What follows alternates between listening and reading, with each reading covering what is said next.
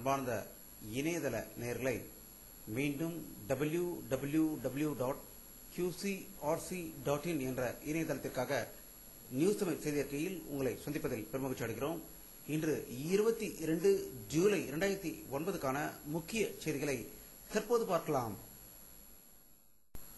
உலகில் இன்று காலை ஏற்பட்ட சூரிய கிரகணத்தை தமிழகத்தில் உள்ள அனைத்து பகுதிகளிலும் மக்கள் சிறப்பாக கண்டு களித்ததாக அனைத்து பகுதியிலிருந்தும் செய்திகள் வெளிவந்து கொண்டிருக்கிறது. மக்கள் வெறும் கண்ணால் பார்க்காமல் அதற்கென்று தயாரிக்கப்பட்ட பிரத்யேக கண்ணாடிகள் மற்றும் கூலிங் கிளாஸ்கள் மூலம் சூரிய கிரகணத்தையும் அதனுடைய இயற்கை அழகையும் கண்டு களித்ததாக செய்திகள் வந்த வண்ணம் இருக்கின்றன.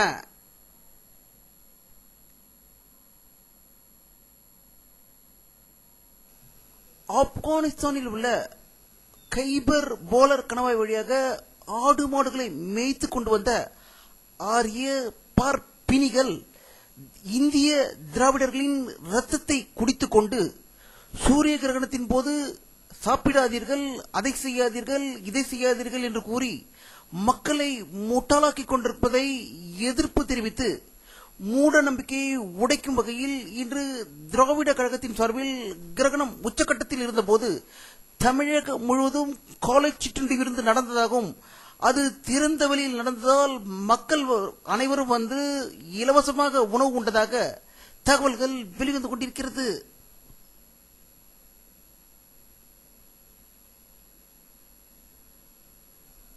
தமிழக கடலோர பகுதியில் என்றும் காணப்படாத டால்பின்கள் இன்று காலை சூரிய கிரகணம் நடந்தபோது மெரினா கடல் பகுதியில் தாவி குதித்துக் கொண்டிருந்தது பெரும் ஆச்சரியத்தை ஏற்படுத்தியதாக சென்னையிலிருந்து தகவல்கள் வெளிவந்து கொண்டிருக்கிறது.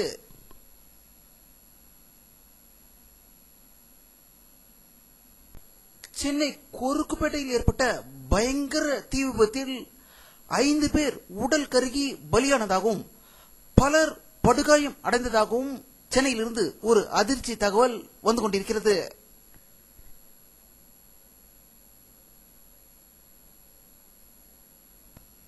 தமிழக நிதி அமைச்சர் பேராசிரியர் க அன்பழகன் அவர்கள் வெளியிட்டுள்ள ஒரு செய்தி அறிக்கையில் தமிழகத்தின் மொத்தம் கடன் தொகை 74,456 கோடி ரூபாய் என்றும் தமிழகத்தில் செலவாகும் பணங்களில் முக்கியமானது தமிழக அரசில் வேலை பார்க்கும் ஊழியர்களின் சம்பளம் மற்றும் ஓய்வூதியத்தின் செலவு மொத்தம் 52% தாண்டி உள்ளது என்று கூறியிருப்பதாக சென்னையிலிருந்து தகவல்கள் வெளிவந்து கொண்டிருக்கிறது.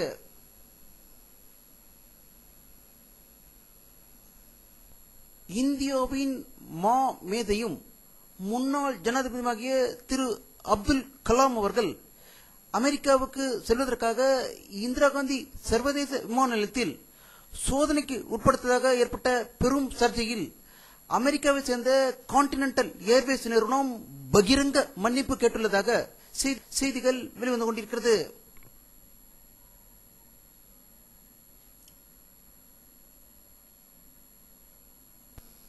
புதுச்சேரி முதல்வர் திரு வைத்தியலிங்கம் அவர்கள் டெல்லியில் திட்ட கமிஷன் துணைத் தலைவர் திரு மன்டோத் சிங் அலுவாலியாவை சந்தித்து 2009-10 ஆண்டுக்கான நிதியை பெறுவதற்காக பேச்சுவார்த்தை நடத்தியதாக டெல்லியில் இருந்து தகவல்கள் வெளிவந்து கொண்டிருக்கிறது.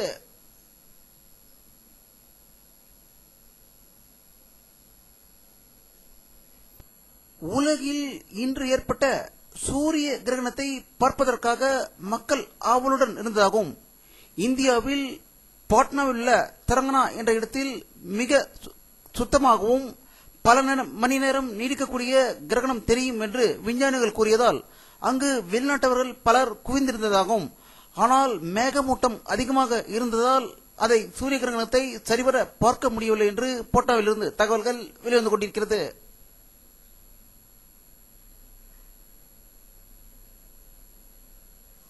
பீகார் மாநிலத்தில் மாவோயிஸ்டுகள் 24 மணி நேர பந்துக்கு அழைப்பு விடுத்திருந்தனர். பீகாரில் உள்ள பல மாவட்டங்களில் இயல்பு வாழ்க்கை பாதிக்கப்பட்டுள்ளதாக பாட்னாவிலிருந்து செய்திகள் வெளிவந்து கொண்டிருக்கிறது.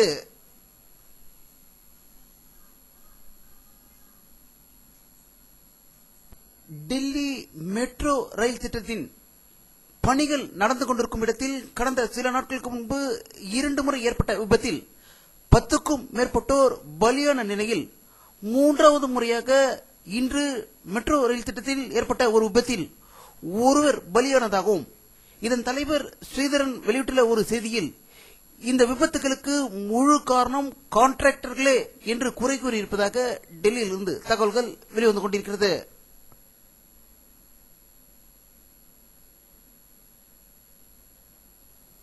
மும்பை தீவிரவாத தாக்குதலில் கைது செய்யப்பட்டுள்ள அஜ்மல் கசாப் மும்பை நீதிமன்றத்தில் நீதிபதியிடம் நான் தப்பிக்க வேண்டும் என்பதற்காக குற்றங்களை ஒப்புக்கொள்ளவில்லை என்றும் என்னை தூக்கில் போடுங்கள் அதற்கு தயாராக இருக்கிறேன் என்று கூறியதாக மும்பையிலிருந்து தகவல்கள் வெளிவந்து கொண்டிருக்கிறது.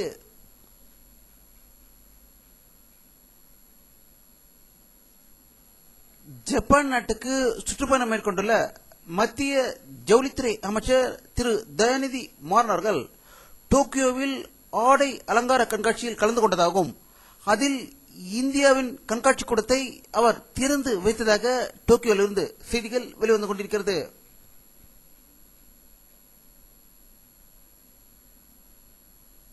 ஈராக் நாட்டு பிரதம மந்திரி திரு நுரிகி அல் மலிகி அமெரிக்க அதிபர் திரு பாரக் ஒபாமா அவர்களை அமெரிக்காவில் சந்தித்து பேசியதாகவும் ஈராக் நாட்டிற்கு அதிக தொழில் நிதியுதவி வழங்க வேண்டும் என்று கேட்டுக்கொண்டதாக வாஷிங்டனிலிருந்து செய்திகள் வெளிவந்து கொண்டிருக்கிறது.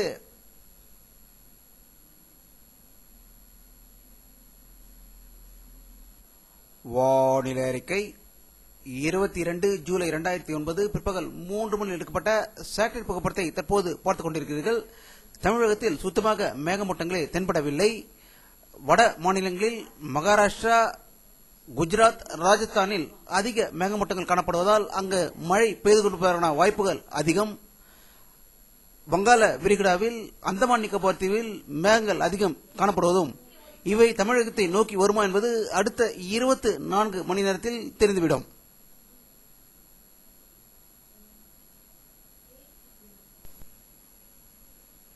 இத்துடன் இந்த செய்தி அறிக்கை நிறைவடைகிறது. மீண்டும் நியூஸ் தமிழ் செய்தி அறிக்கையில் உங்களை சந்திக்கும் வரை உங்களிடமிருந்து விடைபெறுவது உங்கள் கே பாலாஜி. நன்றி.